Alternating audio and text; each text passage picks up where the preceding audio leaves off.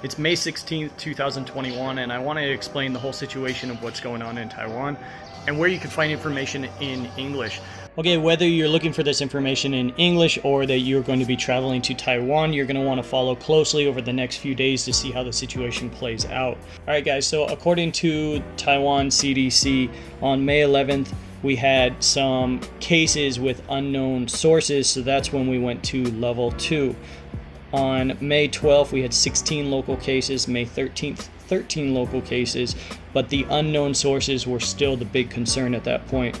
On May 14th, it went up to 29 cases locally, and on May 15th, we had 180 local cases. So Taipei and New Taipei actually raised up to level 3, and today we had 206 local cases. And I also heard that everyone in Taoyuan to observe the level 3 protocols. So that's what I want to go over next. In case you guys haven't been able to find the information, is the different levels, what do they mean, and when do we go to level 4? Level 2 is that there's local cases with unknown origins. Level 3 would be more than 3 cluster infection cases in a week, or more than 10 local cases with unknown origins within 1 day reported. And level 4 is when we've had rapid increase in local cases and more than half with unknown origins, and 100 cases per day for 2 weeks. I'm going to just go over level 2, which is what all of Taiwan is under. There's fines for failing to abide by the mask rules, which is basically wear a mask at all times outside, and certainly indoors. Outdoor gatherings over 500 and indoor gatherings over 100 are banned, and public gatherings must include social distancing, mask, partitions, real name registration, temperature checks, crowd control, and regular disinfection, or be canceled. And now level 3, which is what Taipei, New Taipei is under.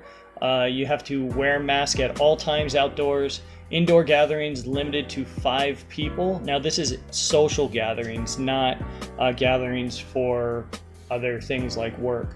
All places of business and public venues are shut down, with the exception of essential services, police departments, hospitals, government buildings. If you guys know what qualifies as an essential service in Taiwan, please comment down below because I'm curious myself. Mask and social distancing is required at all businesses and venues that remain open. That doesn't change from level 2. In areas where community transmission has taken place, residents are restricted to a set perimeter and must submit COVID-19 testing. And I also read that when traveling between level 3 and level 2 areas, we should definitely keep this down to a minimum and basically try to avoid it, which is kind of common sense. Level 4. People can only leave home for essential activities and must wear a mask and maintain a social distance at all times. Even when at home, mask and social distancing must be practiced. All public events are canceled with the exception of essential services such as law enforcement, medical, and government services. All in-person school and work activities are suspended. Lockdowns will be imposed in counties, cities, or townships where an outbreak has become severe. Only designated persons may enter or leave these lockdown zones, and residents must stay in their homes. So that's the different levels explained. In addition to that, the CDC has recommended that you download the social distancing app. And I wanted to go over what that app is and what it does.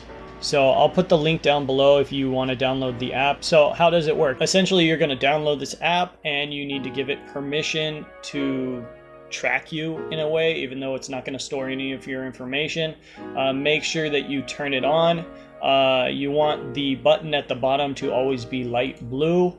And if it changes, the information changes at the top to red, you're going to want to call 1922 because you have been near a person who's been confirmed to have COVID-19.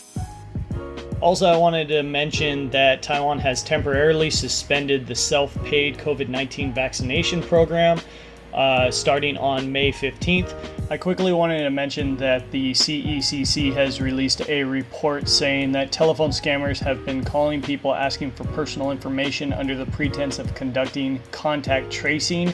for COVID-19 cases, and they're currently working to set up a verification platform that's supposed to be coming in the next few days, so be aware of that. All right, that's it for now, guys. I hope you guys found this information helpful.